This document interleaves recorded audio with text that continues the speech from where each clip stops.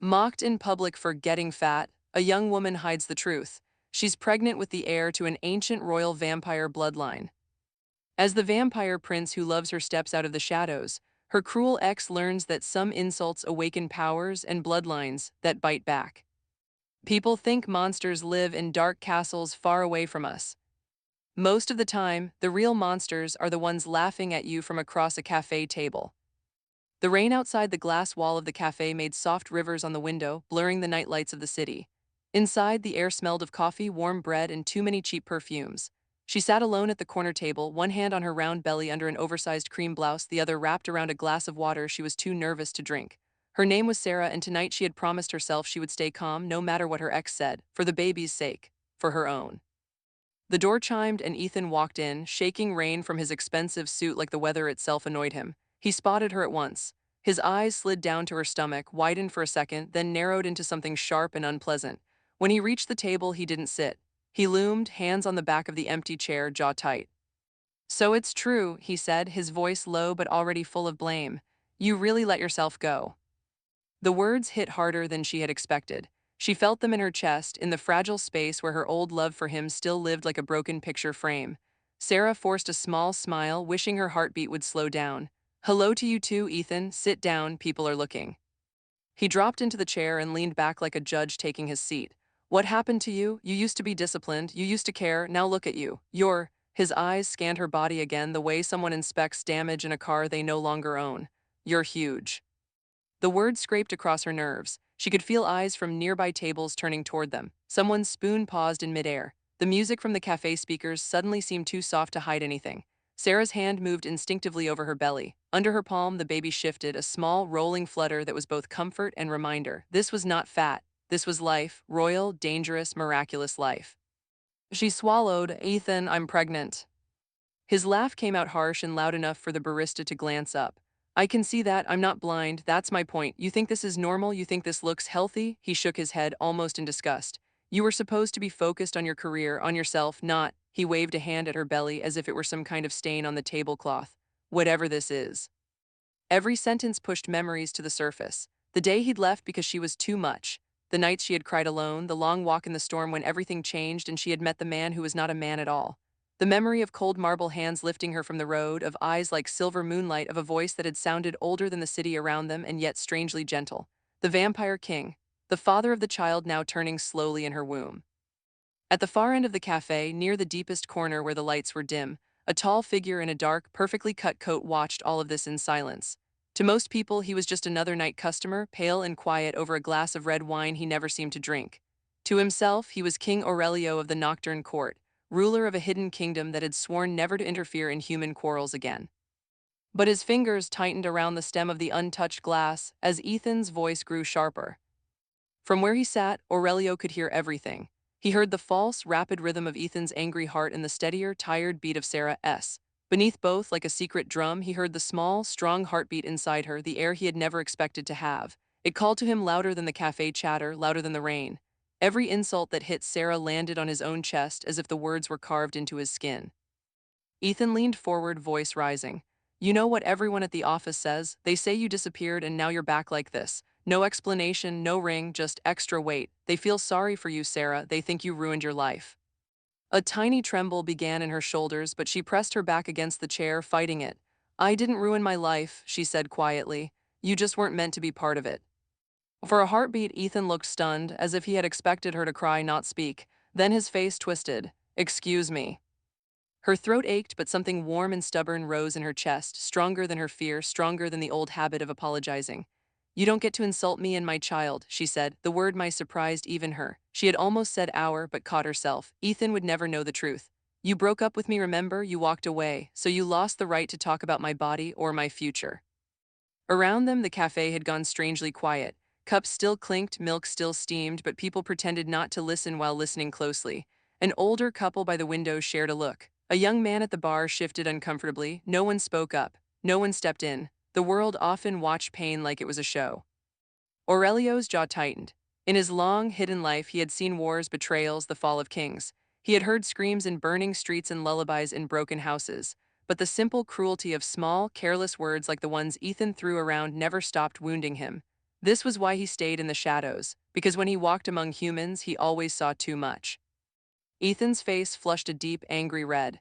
"Your child?" he repeated. "So it's not mine then, of course, I should have known. You vanish for months and then show up like this. Who is he, Sara? Some loser who doesn't even have the courage to be here."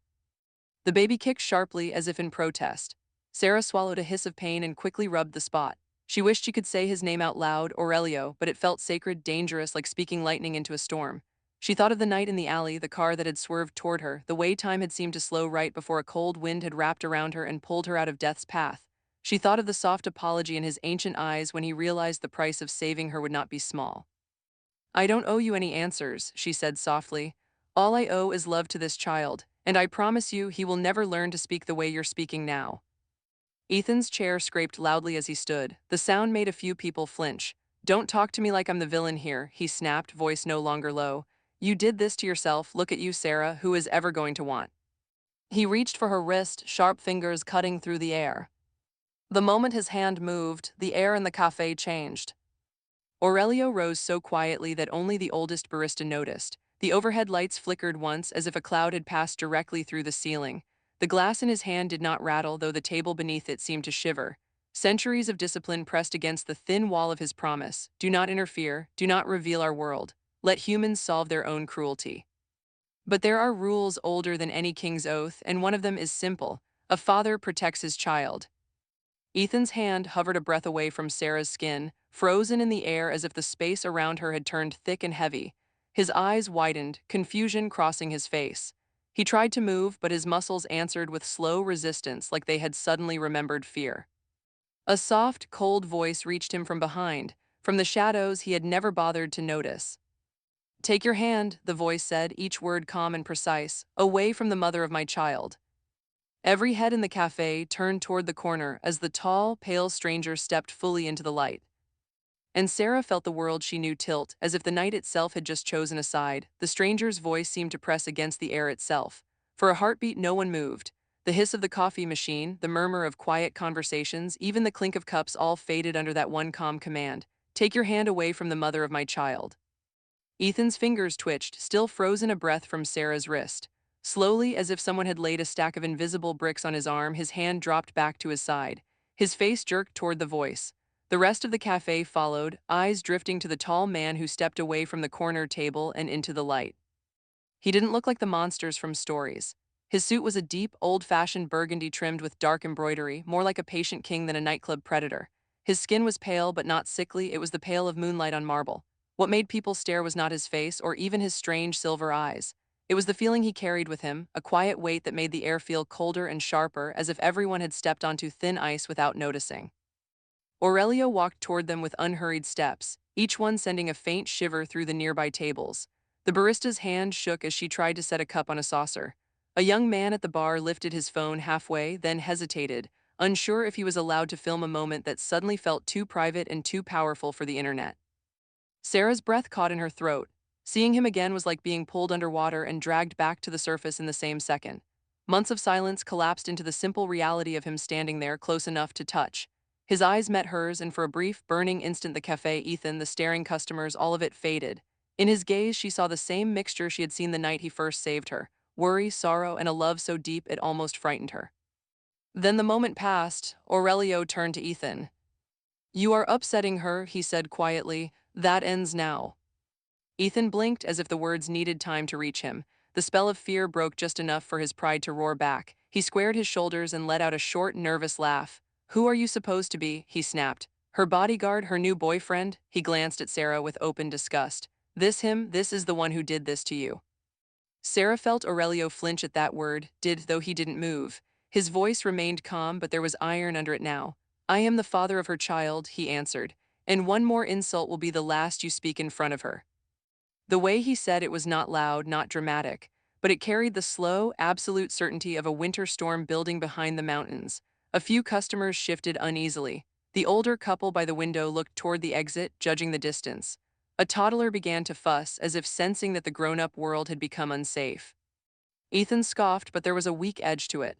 "You can't tell me what to do," he said, though his gaze kept darting to Aurelio's eyes and away again, like he was afraid of what he might see if he looked too long.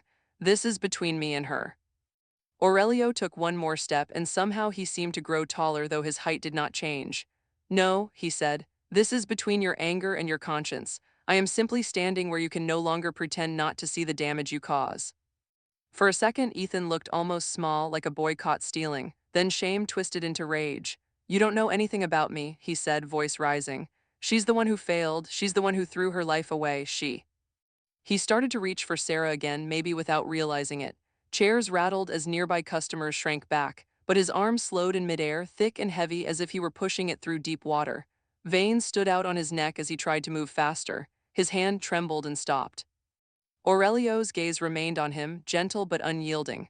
"Listen to your body," he said quietly.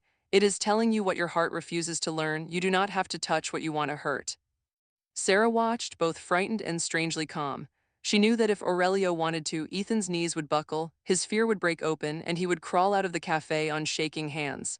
She had seen a hint of that power on a different night, under a different sky. A flash of memory stole her breath. Rain had fallen harder that night, hot and wild, turning the sidewalks into mirrors. Sara had been walking home alone, numb from Ethan's final message. "We're done, you're too emotional, I need someone stronger." The screen of her phone had blurred through her tears until the world was just color and water. Headlights had exploded through the darkness, far too close. Tires screamed on the wet road. Somewhere someone shouted. Sara remembered slipping, her ankle twisting, the hard edge of the curb flying toward her face.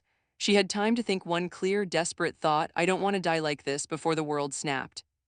Then there were arms around her, cold and impossibly fast, pulling her up and away as the car roared past close enough that she felt the heat of its engine. Her legs dangled above the ground for a breathless second before they touched down on dry pavement. The rain seemed to fall slower around them, each drop a tiny crystal. "Forgive me," a low voice had murmured near her ear. "I should have come sooner." She had looked up into silver eyes that reflected nothing of the streetlights, only her own shocked face.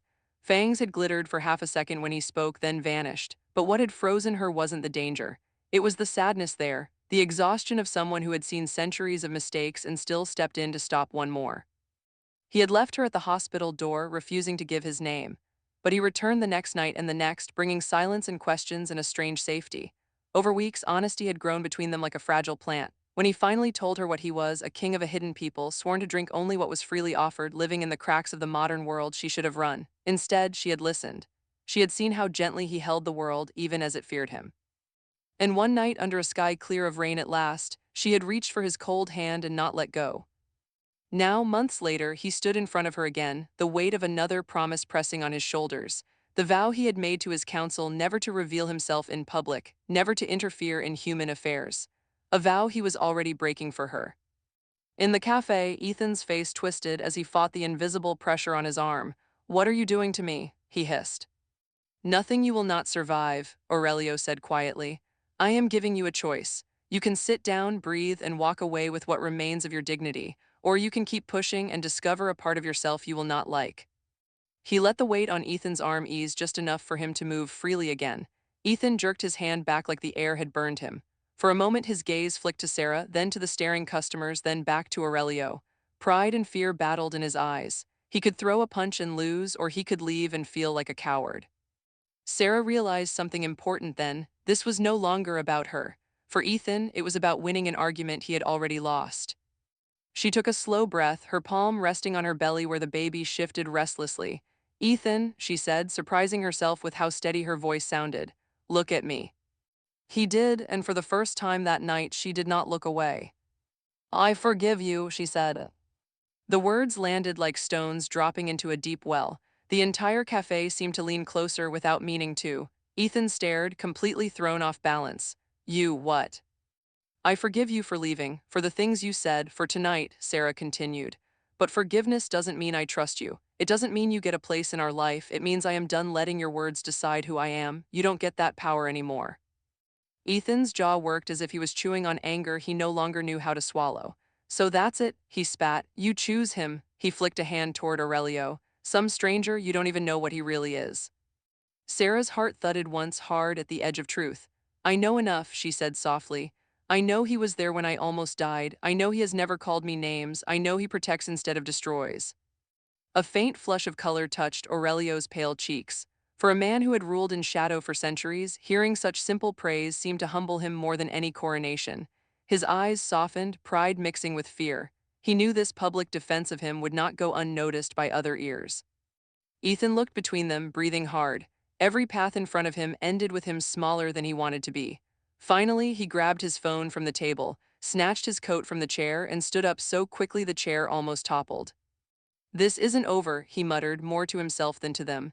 "You'll regret this." Without meeting anyone's eyes, he stalked out of the cafe, the door swinging shut behind him with a sharp, final chime.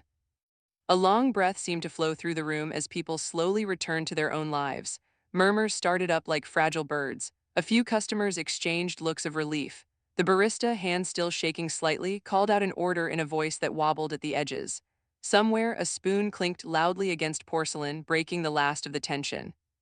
Sara sagged back in her chair, one hand moving instinctively to her belly. "Are you all right?" Aurelio asked, turning to her at once. The steel in his posture melted into concern. The change was so sudden, so complete, that a teenager at a nearby table whispered, "Whoa," under his breath. "I think so," she said, though her legs felt like they were made of water. He always knew how to make me feel small. I just didn't realize how small until I saw you stand there and not shout, or insult him back." Aurelio's gaze held hers gently. "Power that only crushes is the same as weakness wearing armor," he said softly. "Real strength is knowing you can break someone and choosing instead to give them a path to walk away." She let his words sink in, feeling something straighten inside her chest. Maybe this was what courage really looked like, not loud, not cruel, but quietly refusing to become what had hurt you. Before she could answer, a soft clink sounded from behind Aurelio. He turned his head slightly. At the far booth where he had been sitting earlier, a woman in a gray coat was standing to leave. She had been there the whole time, Sara realized, so still that no one had noticed her. Her eyes, dark and unreadable, met Aurelio's for a brief second. Then she set a small silver coin on the table, like a tip, and walked out without a word. The hair on the back of Sara's neck rose. She watched Aurelio cross the room in 3 silent steps that no human could have made so smoothly. He reached the booth and picked up the coin between 2 fingers. Even from the distance, Sara could see the way his hand tensed. "What is it?" she called quietly. He turned the coin over once, twice. On its surface, light caught a symbol etched so delicately it looked like a scratch, a crescent moon split by a thin vertical line like a tear. The metal itself seemed to drink in the surrounding light, leaving the area around his hand a shade darker. Aurelio's voice, when he spoke, had lost its earlier calm. There was something older in it now, something tired and afraid. "It is a message," he said, "from my council." Sara stared at the coin, feeling a cold knot form in her stomach. "What does it say?" He closed his hand around the metal, and for the first time since stepping out of the shadows, he looked less like a king and more like a man who had just realized the ground beneath him was breaking apart. "It says," he answered, eyes lifting to the rain-slicked windows beyond her, "that they saw what I just did, and that our world is no longer willing to pretend you or our child do not exist." Outside, tires hissed on wet pavement. Far above, in the dark slice of sky between tall buildings, something like a flutter of wings echoed faintly, though no birds flew at this hour. Aurelio listened, every line of his body going still. Sara watched his face, searching it for hope, for reassurance, for any sign that this was just another problem he could quietly solve. Instead, he looked at her with a grief so deep it almost stole her breath, and whispered, "They are coming, Sara, not for me, for us." The lights over their table flickered once, as if the cafe itself had shivered. And somewhere beyond the glass, in the depths of the rain-soaked city, an ancient danger woke and turned its attention toward the woman who had just dared to love a king of the night. Silence sat between them like a third person at the table, heavy and watching. Sara could hear her own heartbeat in her ears, loud and uneven, and beneath it the smaller, steady rhythm inside her. The baby gave a slow, restless roll, as if it too had heard Aurelio's words. "They are coming, Sara, not for me, for us." Her fingers tightened over the edge of the table. "How much time do we have?" Aurelio glanced at the rain-slick window, at the faint reflection of his pale face and the busy street beyond.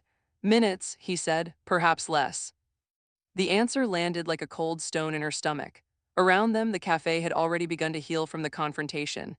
People sipped coffee again, screens lit up, conversations rose in cautious waves. But now Sara noticed small details she had missed before, how the ceiling lights seemed just a bit dimmer than they should be, how the shadows in the corners didn't quite match the shapes that cast them. "Then we have to go," she whispered. We do, Aurelio agreed, but we cannot simply walk out through the front door and hope for the best. He turned toward the counter and raised a hand slightly.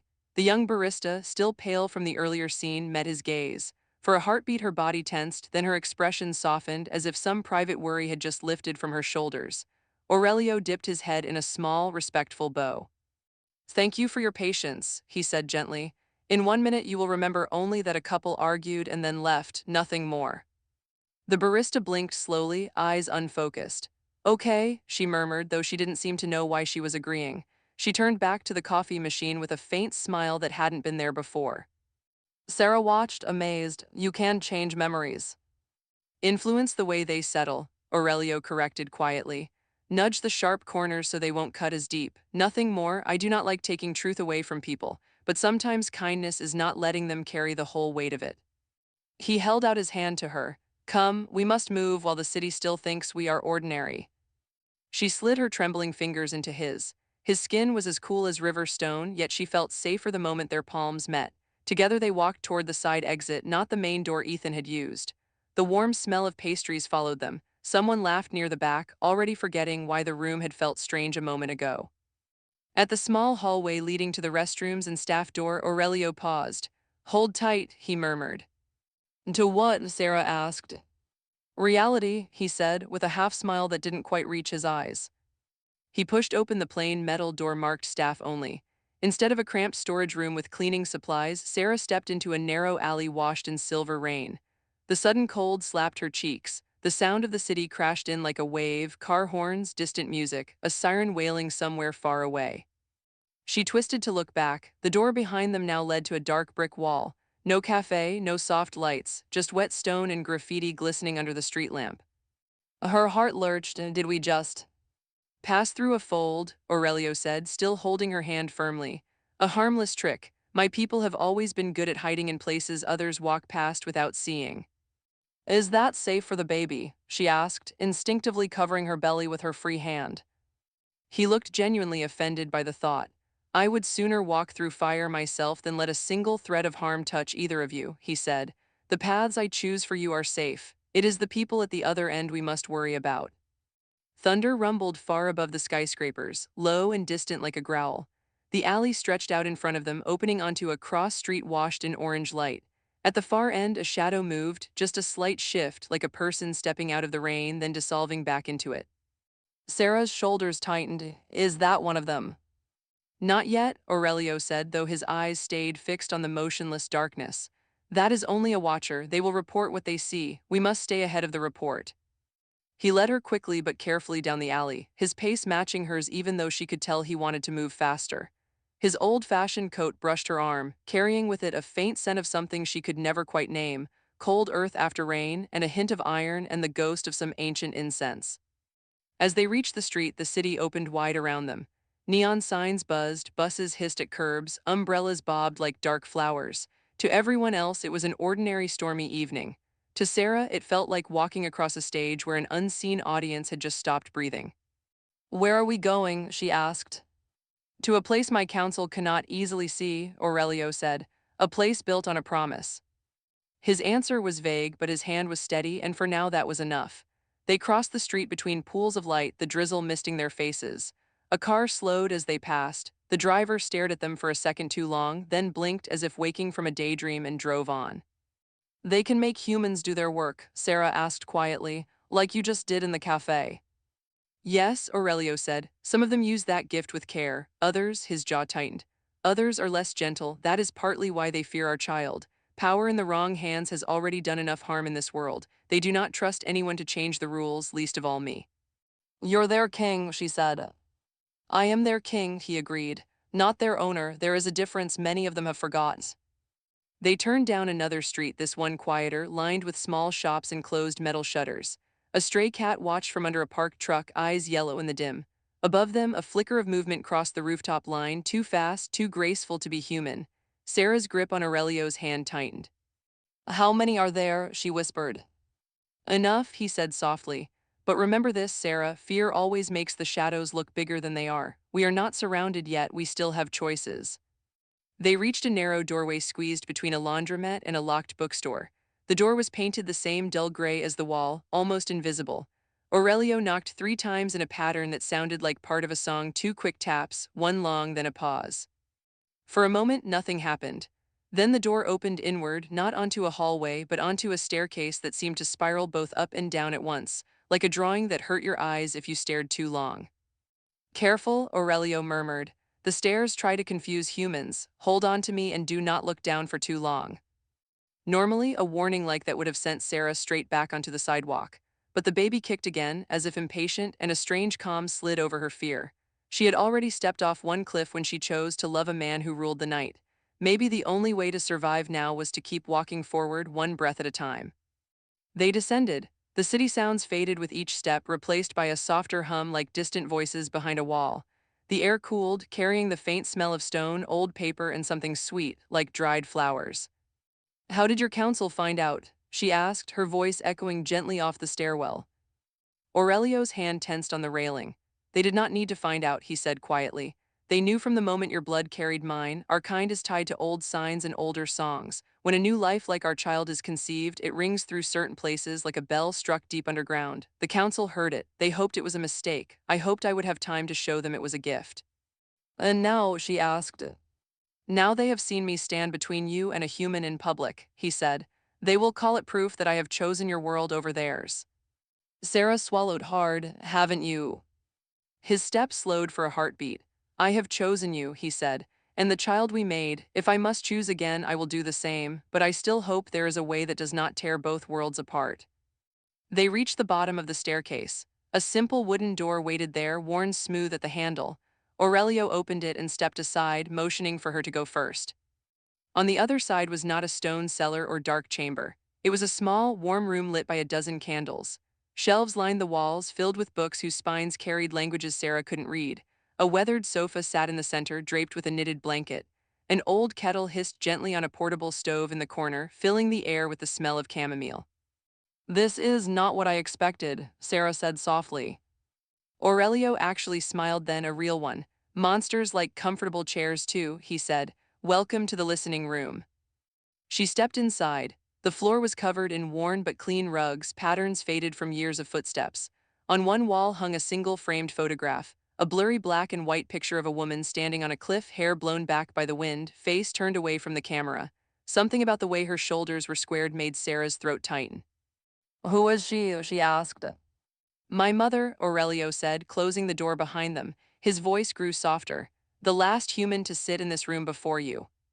Sara turned to him, eyes wide. "Your mother was human." "Yes," he said, "long ago when our world was still learning how to hide. She married my father who was king before me. The council feared her. They said a human queen would weaken us. She believed she would help us remember our own hearts." He looked at the photograph and something like apology crossed his features. In the end, they were half right. She did weaken something, their certainty, their control, and they never forgave her for it. "Is she?" Sara stopped herself, unsure how to ask. "Gone," he said simply. "Humans move through time faster than we do. She lived bravely. She died gently, but what frightened the council most was not her life or her death, it was what she left behind." His gaze met Sara's. "Me, a half-blood king willing to question old laws." The weight of history settled between them. Sara realized with a twist of unease that their child was not the first time this story had been written. It was an echo, a second chance, or maybe a final test.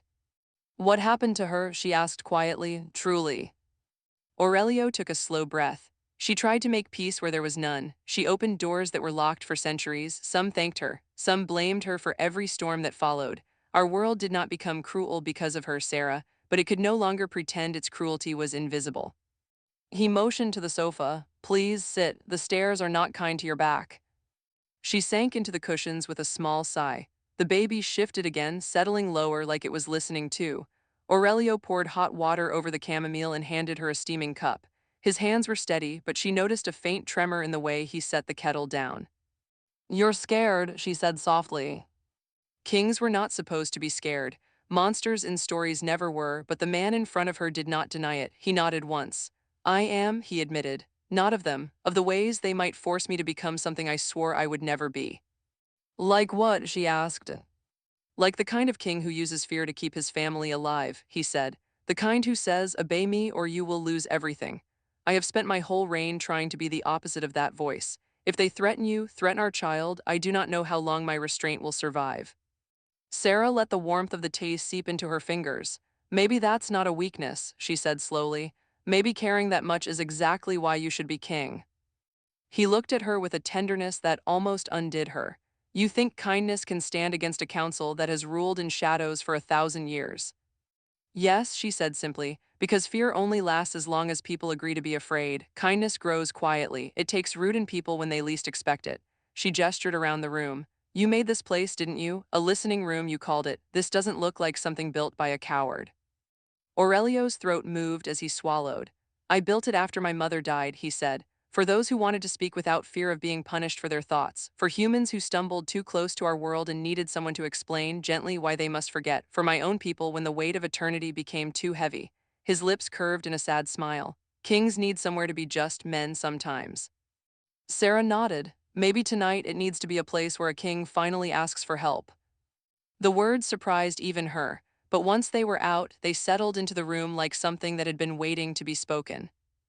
Aurelio sat on the low table in front of her so their eyes were level. What help could I ask of you, he said softly, that you have not already given? You trusted me with your heart, with your future, with the child inside you. He shook his head. You owe me nothing more. Maybe, she said, but I owe something to myself.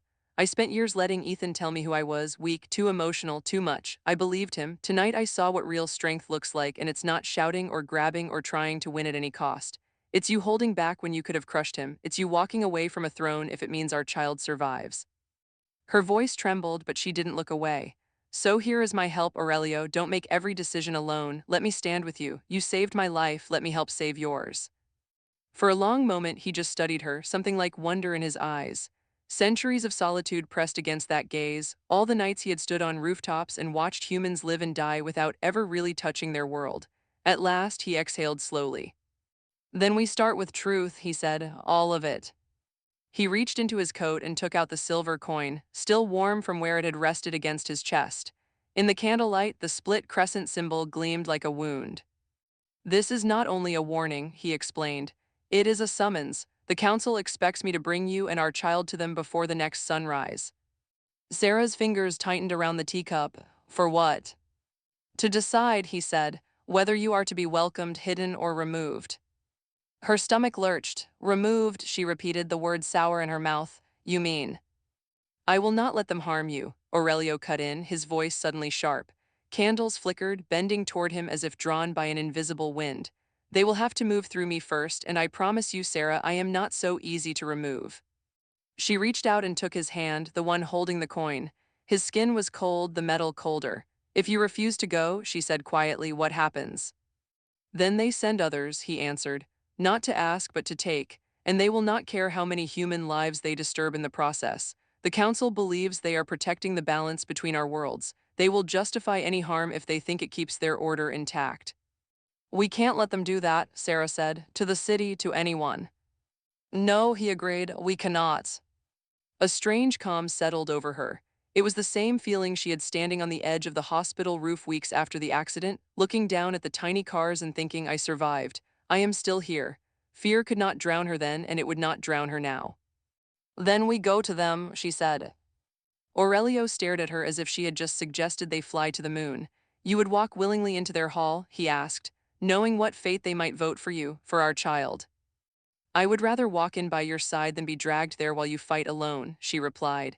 If they are going to judge us, let them see who we really are, not just stories about a reckless king and a weak human girl. Her voice steadied. Let them see a mother who will not give up her child and a king who chooses love over fear. Aurelio closed his eyes for a brief second. When he opened them again, something had changed. The fear was still there, but it no longer ruled his face. Resolve did. You are braver than most of the warriors who serve me, he said softly. I'm terrified, she admitted with a shaky laugh. Bravery is not the absence of fear, he answered. It is walking forward while fear walks beside you. He stood and helped her to her feet. Very well, we will go to them, but we will not go alone. Sara frowned. Who else is coming with us? He looked up toward the ceiling that was really the underside of another world. There are those among my people who still believe in what my mother began, he said. Quiet hearts, gentle hands, they listen more than they shout. Some of them owed her their lives, some owe me their freedom, and some, his mouth curved in a small, mysterious smile. Some have been waiting for a sign that change is finally here. And our child, Sara asked, laying both hands over her belly. What about him or her? As if in answer, a sudden warmth spread under her palms, not painful, just intense, like sunlight pushing through a cloud. The baby shifted, stronger this time. The candles around the room flared higher for a heartbeat, their flames stretching toward her like they were bowing. Aurelio's eyes widened. Do you feel that? He whispered. Yes, she breathed. Is that normal? Nothing about our child is normal, he said, voice full of awe. I think they heard you, Sara. I think they're already choosing who they want their parents to be. A tiny laugh escaped her, half terrified, half delighted.